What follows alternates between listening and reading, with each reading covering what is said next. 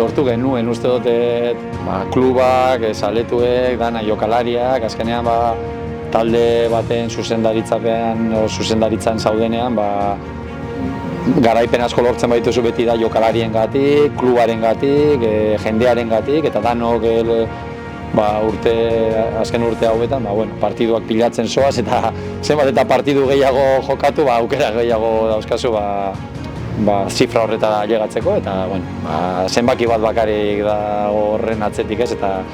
lana eta jendearen eta klubaren laguntza, ez, eta jokalariena batez ere, ez. Uste dut urte desente direla klubean, eta oso posik, ez, hemen egon naizenean beti sentitu naiz etxean egongo balnintz bezala, eta oso posik eta oso eskertuta, ez, beti jendeak eman didan tratuagatik, beti klubak eman didan tratuagatik, eta oso eskertuta. Urte haietan, bigarren mailan urte oso onak egin genituen, egia esan da, baina beste urte batzutan beti geunden jeisteko zorian, ez, eta urte askotan azkenengo jardunaldian salbatzen ginen, ez. Orain exigentzia beste bat da, uste dut horretaz jende ahaztu egin dela, baina horrelako urte asko eta asko izan genituen, eta ez orain dela hainbeste. Eta oso oroitzapen onak ditut, asko ikasi nuelako urte haietan, ez. Jolastu nuen Bixente, Artetxe, Olano, ez dakit, guzti horiekin, Eibarreko Arriola, mitoak izan direnak, eta asko ikasi nuen bere garaian, eta oso urte onak izan ziren, ez. Eta 74 urtekin hasi nintzen ikasten entrenatzaile izateko, tituluak atera behar dira, ez, eta 4 urte ikasi behar ziren, eta uste dute nire karrera Alavezen bukatu nuen, eta ordurako neukala titulazio guztia zuzentzeko, eta hurrengo urtean Eibarrek nahi deitu ninduen taldeko bigarren entrenatzailea izateko, eta hor hasi nintzen, eta gero 3. mailan egon nintzen beste urte batzuk, eta nahiko argi neukan gustatzen zitzaidala. Hasi nintzen bigarren taldea, lehenengo taldean bigarren entrenatzaile bezala Angel Biaderorekin, bigarren B mailan, eta gero 3. mailan Eibar B egon nintzen entrenatzen, ere urte batzutan, eta oso gustora, jende gaztearekin. Eta gero, bigarren B mailan hartu nuen taldea, ez, eta ordutik Eibarren egon naiz, edo beste talde batzuetan ere baina orain bueltatu naiz eta posik, ez. 2 igoera jarraian lortu genituen, eta oso urte onak izan ziren, eta, bitu. Pero taldeak egin ditu urte batzuk lehenengo mailan, eta orain berriro gaude bigarren mailan, iaz saiatzen ia datorren urtean lortzen dugun berriro hor egotea, ez. Oso oroitzapen onak ditugu, ez. Kopan ibilbide oso ona egin genuen urte hartan, igoera lortu genuen, eta gero gainera Kopan San Mamesen lortu genuen irabaztea, eta egun historikoa izan zen, eta han egotea eta entrenatzaile bezala hori bizitzea oso polita izan zen, oso oroitzapen onak ditut. Urte hartan oso ondo atera zitzaigun dana, playoffera sartu ginen, eta 3 kanporaketa pasa genituen, eta azkenengo partidua Hospitaleten kontra izan zen, Alcoyano eta Oviedo kalean utzi ondoren, eta oso oroitzapen onak ditut, urte haietan 2 igoera lortu genituen jarraia, jende guztiaren laguntzarekin, kluba asko hasi zen orduan, lehenengo mailan, baita ere, eta orain urte guzti horien ondoren berriro hemen oso gustora, eta saiatzen gauza bat oso zaila dana, berriro bueltatzea lehenengo mailara. Oso talde onak geneukan, oso gaztea, jokalari batzuk igual jendeak ez zituenak ezagutzen, oso gazteak zirelako, Jota, Morales, Juri, horrek bigarren B mailan ere bazeuden batzuk, Dani García, Errasti, guzti horiekin Bóveda, Txemañibarro, Kapitaina Sala,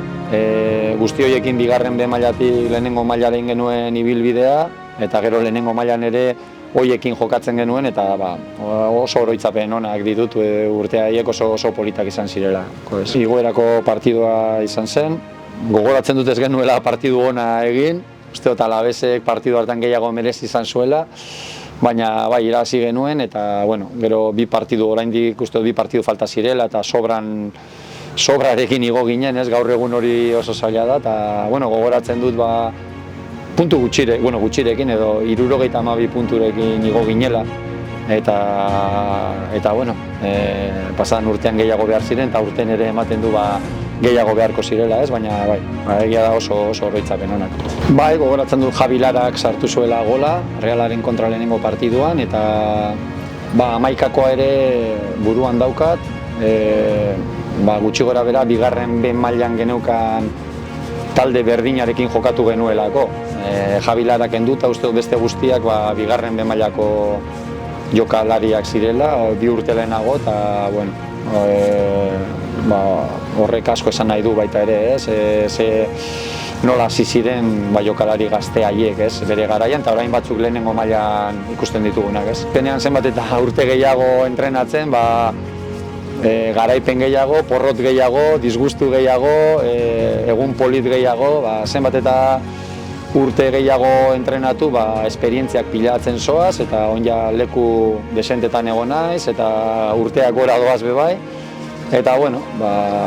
jarraitzen dugu egiten zoze gustatzen zaiguna, eta momentu onak, eta momentu txarrak, eta bizitzan bezala, eta edozein ogi bidetan bezala, beti gauzak batzutan ondo ateratzen dira, eta beste batzutan ez. Oindala 2 urte ditu ziaten,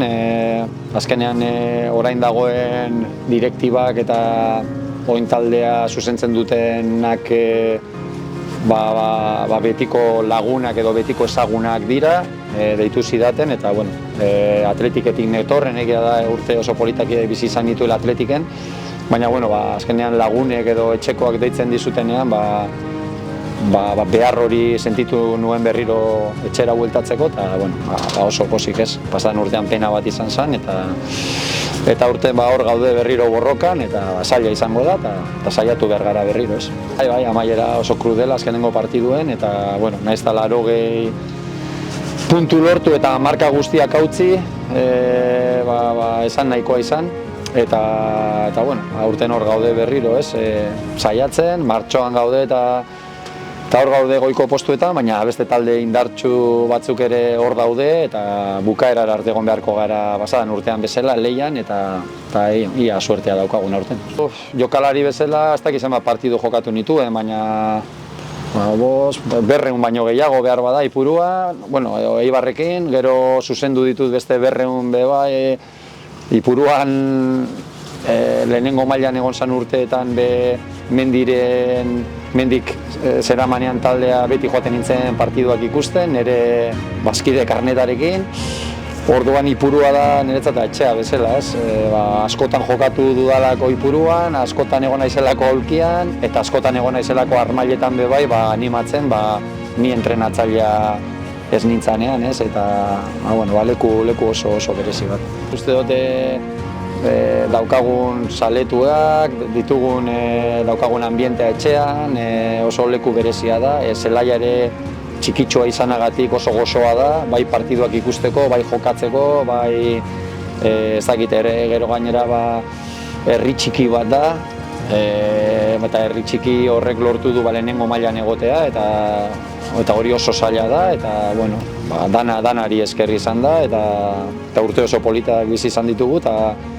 orain hor gaude berriro, bigarren mailan ez dela erreza, ez da ere, bigarren mailan egotea eta baloratu behar da, azkenean herri txiki badalako, eta gaude borrokatzen herri edo hiri handien aurka, eta hor jarraituko dugu borrokan, eta bukaerara arte aurtenia lortzen dugun,